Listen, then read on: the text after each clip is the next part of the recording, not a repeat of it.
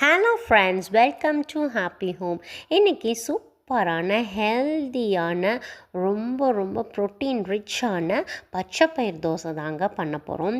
இது எப்படி பண்ணுறதுன்னு பார்க்கலாங்களா? அதாவது இது க்ரீன் தோசைன்னு கூட சொல்லலாம். அவ்வளோ க்ரீனிஷாக இருக்கும். அப்படியே இந்த தோசை சுட்டானா சும்மா வீடே மணக்கும். அவ்வளோ அருமையான தோசைங்க. இப்போ நம்ம வந்து 1 கப் பச்சைப்பயிறு எடுத்தோன்னா அதில் 3/4 கப் நம்ம வந்து பச்சரிசி எடுத்துக்கணும். அதை நல்லா பளிச்சுன்னு வாஷ் பண்ணி எடுத்துக்கோங்க. அதுக்கப்புறம் 6 ஹவர்ஸ் கழித்து பாருங்கள் எவ்வளோ உதிரியாகி இந்த பச்சைப்பயிரை ப்ரெஸ் பண்ணாலே அப்படியே 2ஆக உடஞ்சிடுது. அந்த அளவுக்கு ஊற வச்சுக்கோங்க. இது கூட நம்ம என்னென்ன ஐட்டம்ஸ் ஆட் பண்ணணும் எல்லாமே வந்துட்டு ரொம்ப ரொம்ப நல்ல ஐட்டம்ஸ் தான் ஆட் பண்ணுறோம். சின்ன வெங்காயம் 1 கப், அதுக்கப்புறம் நம்ம உள்ளங்கை எவ்வளவோ அந்த அளவுக்கு கருவேப்பிலை எடுத்துக்கணும். அப்புறம் வந்துட்டு நம்ம உள்ளங்கை எவ்வளவோ அந்த அளவுக்கு கொத்தமல்லியும் எடுத்துக்கணும். ஸோ என் வீட்டில் வந்து காரம் தோசைக்கு போட்டோன்னா அவ்வளோ நல்லா சாப்பிட முடியாதுன்னு சொல்லிட்டு காரம் நான் கம்மியாக தான் போட்டிருக்கேன். 4 பச்சை மிளகா. நீங்கள் வந்து உங்கள் வீட்டில் காரம் நல்லா சாப்பிடுவாங்க அப்படின்னா பச்சை மிளகாய் எக்ஸ்ட்ரா ஆட் பண்ணிக்கோங்க.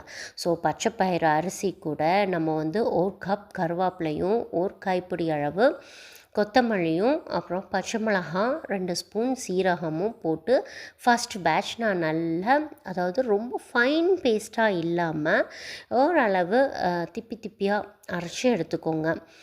அதே தண்ணியில் ஊற்றி அரைச்சி எடுத்துக்கிட்டோன்னா நமக்கு சத்து வேஸ்ட் போகாமல் அப்படியே இருக்கும். ஸோ இந்த மாதிரி தான், ரொம்ப ஃபைன் பேஸ்ட்டாக இல்லாமல் பாருங்கள் ஓரளவு கொஞ்சம் கொரப்பாக அரைச்சி எடுத்துக்கோங்க.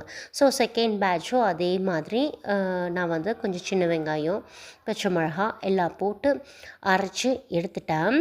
ஸோ இந்த தோசையே வந்துட்டு க்ரீனிஷ் கலரில் இருக்கும்.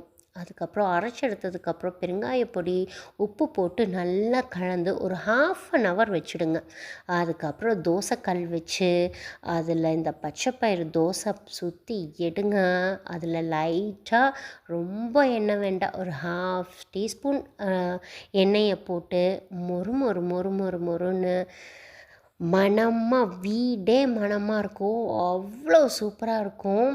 ட்ரை பண்ணி பாருங்கள். இந்த தோசையே க்ரீன் கலராக இருக்கும். இதுக்கு தேங்காய் சட்னி தான் சூப்பராக இருக்கும். Perfect combination. ட்ரை பண்ணி பாருங்கள். நாளைக்கு ஒரு vlogல பார்க்கலாம். பாய்.